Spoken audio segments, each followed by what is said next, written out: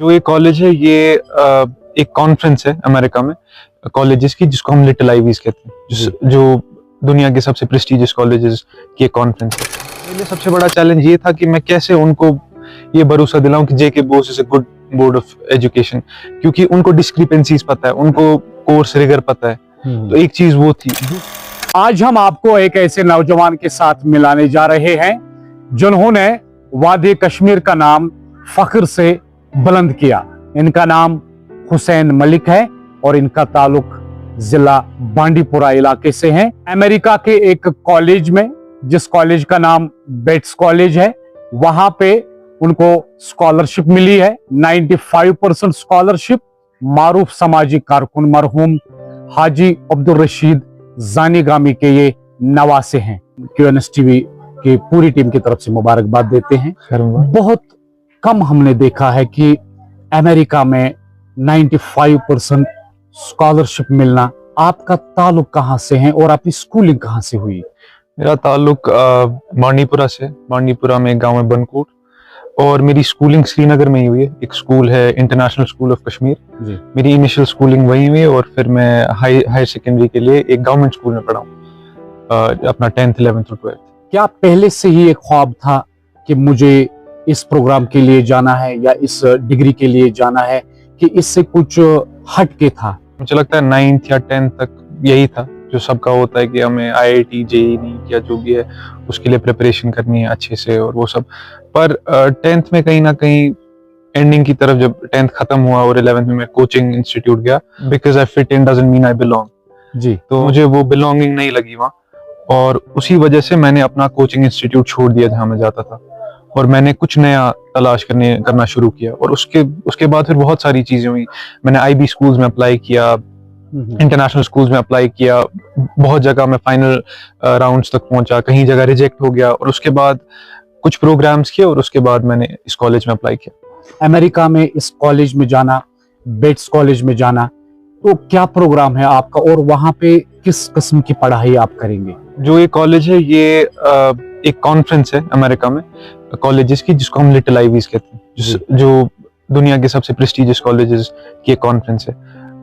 और ये कॉलेज एक लिबरल आर्ट्स कॉलेज है। लिबरल आर्ट्स एक हमारे लिए इंडिया में एक कंपैरेटिवली नया करिकुलम है, उनके लिए बहुत पुराना है, वो बहुत पहले से पढ़ रहे हैं लिबरल आर्ट्स, पर हमारे लिए इंडिया में नया करिकुलम है। यहाँ पे बहुत लिबरल आर्ट्स कॉलेजेस नहीं है, बहुत कम लिबरल आर्ट्स कॉलेज है यहाँ पे। अशोका है, क्रिया है, बस उतने लिबरल आर्ट्स कॉलेज नहीं है यहाँ पे। तो ये करिकुलम में पढ़ूंगा, और हाँ, बेट्स कॉलेज में।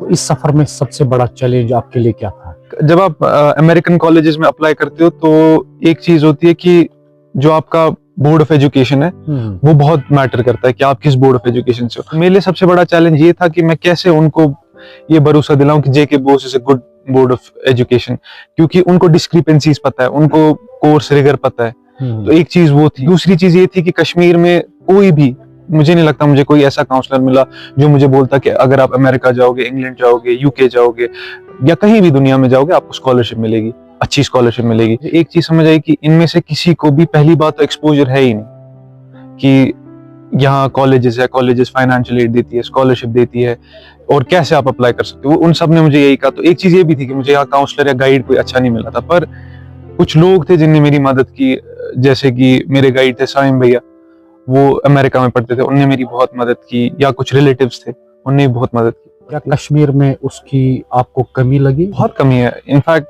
अगर आप बाहर के स्कूल्स देखेंगे, IB स्कूल्स देखेंगे, ICSE स्कूल देखेंगे, उनमें मैंडेटरी होता है कि एक काउंसलर हो एक बच्चे का, जो उसको सिर्फ ये काउंसलिंग ना करे कि आपको कॉलेज में कहाँ जाना है, वो उसको हर चीज, अपना जो बच्चे को जो भी प्रॉब्लम होगी वो आएगा काउंसलर को बताएगा। यहाँ पे वैसा कोई कॉन्सेप्ट नहीं है। यहाँ पे किसी भी स्कूल में आपको कोई काउंसलर नहीं मिलेगा। तो ये एक बहुत बड़ी प्रॉब्लम है, और इसके लिए भी मैं कहूंगा कि काउंसलर की बहुत ज्यादा जरूरत होती है। मुझे एक काउंसलर मिले थे एक कोर्स में वियतनाम में, उनका नाम सैम है, तो मुझे उनने मदद की। पर यहाँ पे कोई ऐसा काउंसलर नहीं आपको मिलेगा जो आपको इस चीज में मदद करेगा। तो ये एक चीज है, कॉलेज सिलेक्शन बहुत जरूरी है। ऐसे नहीं कि आपको लगता है कि अमेरिका में, जब भी कोई अमेरिका का नाम सुनता है बोलता है हाँ मैं MIT में अप्लाई करूंगा, मैं हार्वर्ड में अप्लाई करूंगा, या इन जगहों पे अप्लाई करूंगा। आप करो, बेशक, उसमें कोई गलत बात नहीं है, मगर आप देखो क्या आपकी एप्लीकेशन उस लेवल की है, या क्या आपकी एप्लीकेशन जो आपके एप्लीकेशन वैल्यूज रिफ्लेक्ट कर रही है, क्या वो उस कॉलेज के वैल्यूज है। जी जी। तो एक कॉलेज रिसर्च या कॉलेज मैच करना बहुत जरूरी है इस प्रोसेस। जहां तक हम एजुकेशनल इंस्टीट्यूशंस की बात करते हैं, क्या आपको लगता है कि जिस तरीके की वो मियारी तालीम यहाँ के तलबा को मिलनी चाहिए वो मिल रही है, या कुछ आपको खामी नजर आ रही है? यहाँ सबसे बड़ी जो प्रॉब्लम है कि हर कोई जो इंसान है या बच्चा है फॉर दैट मैटर, वो हर कोई रेस में लगा हुआ है। हर किसी को, जैसा आपने कहा, बेरोजगारी मयार पे। इसकी एक वजह है, जब हर कोई अगर सिर्फ एम्प्लॉयबिलिटी के लिए काम करेगा तो फिर तो बहुत मसला है ना। किसी को अपना पैशन फॉलो करना है, किसी को कुछ और करना है। हर कोई दो एग्जाम्स के लिए प्रिपेयर करता है, या 3 के लिए मेजरली, यूपीएससी, जेई और नीट। जी जी। इसके अलावा लोगों को दुनिया ही नहीं पता है बाहर की। जब फिर वो अब ऐसा है कि हर कोई इस एग्जाम में क्वालिफाई नहीं कर पाता है इसको, और जो फिर बचते हैं उनके पास कोई ज्यादा खास एवेन्यूज नहीं रहते। वो फिर नॉर्मल डिग्री किसी डिग्री कॉलेज से करते हैं, कोई कुछ और करता है। लेकिन हर किसी में कुछ ना कुछ स्पेशल होता है। अपने आप में आपको स्पेशल चीज ढूंढनी, और उसके बाद आपको देखना है कि आप वो कैसे सेल कर सकते हो। तो इस प्रोग्राम के आखिर पे यहाँ के जो स्टूडेंट्स है, खासकर जो हमारे नौजवान पीढ़ी है, उनके लिए आपकी खूबसूरत मैसेज क्या रहेगी? मेरी मैसेज यही रहेगी कि आप अपना पैशन फॉलो करो। ऐसा नहीं है कि 2 ही रास्ते नहीं है जिंदगी में, सिर्फ जेई और नीट नहीं है। अगर आपका उन 2 जगहों पे नहीं होता, it's not the end of your life. You guys have a life ahead of you. आपके पास बहुत सारे एवेन्यूज है, बहुत सारी चीजें आप कर सकते हो। तो मेरा तो यही सजेशन रहेगा कि एक्सप्लोर न्यू थिंग्स, अपना पैशन फॉलो करो, और हाँ, एक फाइटर बनना है जिंदगी में। ऐसा नहीं है कि अक्सर मैं बच्चों से सुनता हूँ कि आप तो हमें कहते हो कि आप पैशन फॉलो करो, मगर हमें घर वाले नहीं मानते। जी जी। उनको लेकिन समझाना है, आपको क्लियर कम्युनिकेशन रखनी है अपने घर वालों से कि मुझे ये करना है। जब आप उनसे क्लियरली उनको बताओगे कि मैं ये नहीं कर सकता हूँ, वो भी आपको फोर्स नहीं। इससे समझ में आता है कि आपके जो पेरेंट्स हैं उन्होंने आपको काफी सपोर्ट किया इस ड्रीम में। बिल्कुल, हाँ, मुझे लगता है कि बहुत ज्यादा सपोर्ट किया, और उन्हीं की वजह से आज मैं यहाँ हूँ। क्योंकि अगर वो मुझे सपोर्ट ना करते, वो मुझे लिबर्टी ना देते, फ्रीडम ना देते, तो शायद मैं कोचिंग छोड़ता ही नहीं। पहला स्टेप तो वही था। पहला स्टेप मेरा ये था कि मैंने कोचिंग छोड़ दी। अब अगर मैं ये बात बोलूंगा, कुछ बच्चे जाएंगे वो कल ही अपनी कोचिंग छोड़ देंगे। वैसा भी नहीं करना है। आपके पास कोई कॉन्क्रीट प्लान होना चाहिए। मेरे पास प्लान था कि अगर मैं कोचिंग छोड़ रहा हूँ, मैं ये कर रहा हूँ उसके पैरेलल में। उनके पैरेलल में था। हाँ, मेरे पास था ये प्लान कि मैं ये करूंगा, इसमें ऐसे कोई शॉर्ट कोर्स करूंगा पहले, उसके बाद ये करूंगा। तो अगर आपके पास एक कॉन्क्रीट प्लान है, आप अपने पेरेंट्स के पास जाओ, उनसे डिस्कस करो। वो बेशक वो भी आपकी बेहतरी चाहते हैं।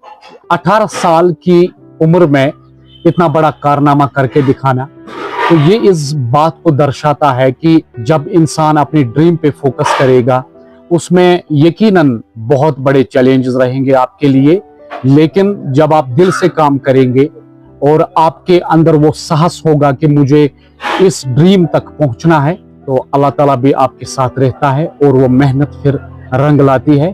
फिर से हम इनको मुबारकबाद देते हैं और अल्लाह से दुआ करते हैं कि ये अमेरिका जा रहे हैं, कि अल्लाह ताला इनको अपने अजीम मकसद में काम। इसी पैगाम के साथ दीजिए आबिद इब्राहिम को इजाजत। आप देखते रहिए QNS TV।